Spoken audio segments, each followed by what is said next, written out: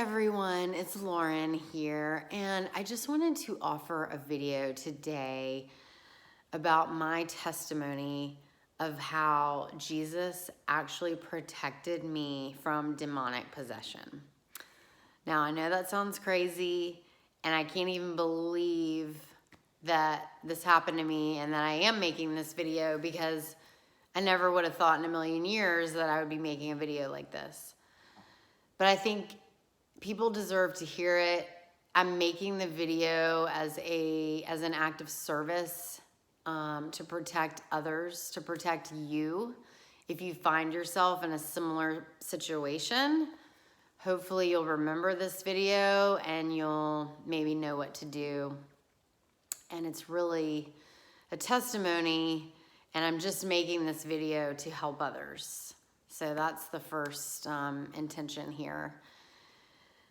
So as many of you know, I've been a hardcore yogi for over the last decade, and I really devoted my life and my spiritual practice to yoga, and it was really my religion. It actually became my religion, specifically Kundalini yoga as taught by Yogi Bhajan.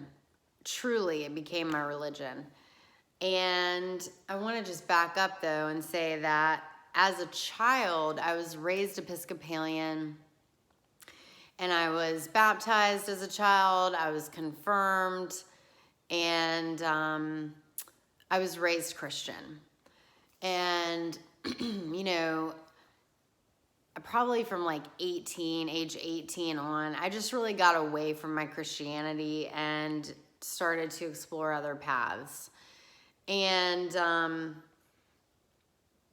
then about, I would say like 15 years ago, I got introduced to yoga. It was 15 years ago, and I fell so in love with it because it stopped the incessant thinking in my head. And so that's why I really loved yoga, was because of how it helped me slow down and stop my thoughts. And I just dove in and became a devoted yogi. I've done several teacher trainings, and, you know, it really served me for a long time. It did serve me, or I thought it served me. And then, you know, the last few years, I just started to notice like the law of diminishing returns, where I just kept seeking and chasing after the yoga and like the next teacher training and the next retreat and the next and the next and the next and more and more. And I just wasn't getting the same return. And I think of that law, the law of diminishing returns, when you just stop getting, I stopped feeling spiritually fed by it. And then something just totally insane happened. And y'all might think I'm crazy, but I really do need to tell this story because it is the turning point in my life away from the practice of yoga. And it happened last November in 2019. I went to an ashram in Florida, and I had been there a few times for different trainings. And, you know, I definitely had an intuitive sort of warning to, like, I just didn't have a great feeling about this training. It was with a teacher that was different from the teacher who I really loved at the ashram. She was not going to be there at all this training, and she was the one who I had gotten so much from. And so it was a different teacher, and, you know, I had never been a big fan of the guru, who is the old man that lives at the ashram. I had always just gotten a weird, creepy vibe from him, and he had also had a shady past where, you know, he has, like many gurus, been accused of sexual abuse and sexual abuse of his staff like 20 years ago. Because it had been such a long time ago, I sort of put it to the side, but I never liked him. You know, I never loved him or pledged any kind of allegiance to him. And it always creeped me out that so many people at this ashram literally worshiped this guy. I mean, some of them were so devoted, they'd probably give their life for this man. So anyway, I went into it wary, and the first couple of days were okay, but by the middle of the training, I'm very sensitive to energy. And by the middle of the training, I had just gotten so creeped out, just by the energy in the room. I can't really explain it more than that. And I would always, whenever the guru would come and talk to us, which he would come like every 3 days, I usually would have to leave the room. Everybody else, not everybody, but the majority of the people worship him and bow down to him, literally bow down to him. And I just could not get with that. And I was even so creeped out by it, I had to leave the room. So that's what I did. And about midway through, the funniest thing, my car, the Sirius satellite in my car had gone out. And I wasn't getting Sirius satellite radio at all. And I'd get in my car every other day and drive down to Ocala and try to get away and just out of the ashram environment to take a break. And the Sirius satellite in my car had shut off, was not working at all. And the only radio station that I could get was a Christian radio station. And I'll never forget the one night that I drove down to Ocala, the man on the Christian radio station was talking about the dangers of mediumship. And I just thought that was so interesting. Like, here I am, stuck in the middle of nowhere at this ashram where the guru totally creeps me out. The only reason I was there, you're probably like, well, then why were you even there? Is because I had to take this course as part of my hours to go towards my yoga therapy training. And I had really wanted to become a yoga therapist for my career. So I had to take this one training. And it was like the one training that I was dreading because it wasn't with my favorite teacher there. So I really took note when that radio station was talking about the dangers of mediumship. And I'm quickly going to read this verse out of the Bible in Deuteronomy that talks about detestable practices. And it's Deuteronomy chapter 18, verses 9 through 13. I'm going to read. When you enter the land the Lord your God is giving you, do not learn to imitate the detestable ways of the nations there. Let no one be found among you who sacrifices his son or daughter in the fire. Now here's where we address what was happening at this ashram. Let no one be found among you who practices divination or sorcery, interprets omens, engages in witchcraft, or casts spells, or who is a medium or spiritist, or who consults the dead. Anyone who does these things is detestable to the Lord, and because of these detestable practices, the Lord your God will drive out those nations before you. You must be blameless before the Lord your God. So I had found out about that verse after all this happened, but let me just finish the story because it gets crazy. So I had wanted to leave the training halfway through. It was a 10-day training. I was like dying to get out of there by day 5, but I just stayed because I really needed these hours for this yoga therapy career I was pursuing. And by the end of the training, it was the last day, and on the last day, they have a ceremony to celebrate that you finished the training. And during the ceremony, the guru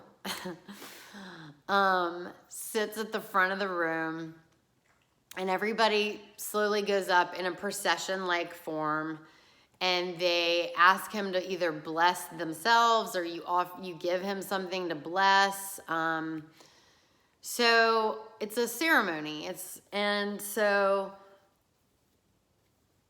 we were all there, and this one particular individual who lived at the ashram and had lived there for many years, who had really given themselves to the guru, from where I stood, it really looked like this individual was very devoted, had really opened up and let the guru in. So this individual began screaming bloody murder, okay? Like, just during the ceremony, like, there's music playing, there's people walking up to the guru, and this individual is screaming bloody murder. And it was so startling, and it was so terrifying, and it was like this individual couldn't stop. They had no control over it. Screaming, writhing around, being thrown into different yoga postures. This back bend that this individual was doing was like not of her own doing. It was like something else was in control of her body, y'all. I mean, there's no other way to explain it. The screaming and the veins popping out and just the whole experience reminded me of something out of The Exorcist. It literally reminded me of the movie The Exorcist. And this individual could not stop. These movements were not voluntary. And the closer that this individual got to the guru, the worse it got. And I started looking around the room, and people were just sort of going along with it. And I noticed a few other individuals, and their eyes had turned black, and they were like writhing too. And it was like this, it was like as if another being, another spiritual entity was entering into these people who were willing and open to it. And, you know, I had been, the entire training, I had been praying to Jesus the whole time, and I had not prayed to Jesus in a really long time, but I felt how dark and demonic the energy was in the main room of the ashram, and I had been praying to Jesus the whole time. And luckily, my small group had also broken off into what used to be a church. The ashram had bought a church and converted it, and that's where my small group met. And I don't think that was a coincidence. You know, I don't believe in coincidences. I feel like God, you know, there's no such thing as coincidences. It's more like God shots. And so I felt very protected, even though I was scared to death. And that last day at the ceremony where this individual was screaming bloody murder and was clearly possessed by what I believe to be demonic possession. And it was just the scariest thing, y'all. And the closer that this individual got to the guru, the crazier that the movements and the screaming got. And so I finally, you know, ran out of there before the individual got up to the guru. I had to run out of the room. I was absolutely terrified. It still gets my heart racing a little to talk about it, because it was the most terrifying thing that I've ever witnessed in my life. So the reason I wanted to make the video is to be of service to you if you're ever in a situation like this, just to get out of there. And that's what I did. I mean, I ran out of the room. I packed my bag. I raced home so fast that I got a speeding ticket. And I wanted to tell the cop, like, I just witnessed demonic possession down the road there. But anyway, I didn't. So I got a speeding ticket. But the most important thing is just that I got out of there. And I just, I warn you about this because I think anybody who's on a spiritual path or anyone who's seeking, just be very careful and pray for discernment to your higher power, because it was all very clear to me that something demonic was going on there. And I think when we pray for discernment, God gives us the answers. So I'm making this video as an act of service to help anybody that's struggling or uncertain about a teacher or an ashram. I would just say be very careful and pray and meditate to whatever your higher power is. In my case, this experience brought me closer to Jesus. Like, I really truly felt like Jesus was there protecting me. I didn't have any of those demonic movements. My eyes didn't change color. I was protected for that entire training. And what I urge you to do is, if you ever feel unsafe or unprotected, leave. Get out of there. I almost wish I had left at the halfway mark when I really wanted to leave, but then God showed me the true demonic spirit of what was happening there, and I will never go back to that ashram. And it really called into question my entire yoga practice. And I'm still working my way through, what is acceptable as a yoga practice, or as a Christian, what am I going to do going forward? And I've really gotten more into some other practices that are not affiliated with yoga per se. So anyway, I just urge you to be really careful. I urge you to pray for discernment. And if anything does not feel right, please, for the love of God, remove yourself from the place and just stay safe. Stay safe, and sending you lots of love and hope. And thank you for listening. I hope this helps somebody. Thank you so much.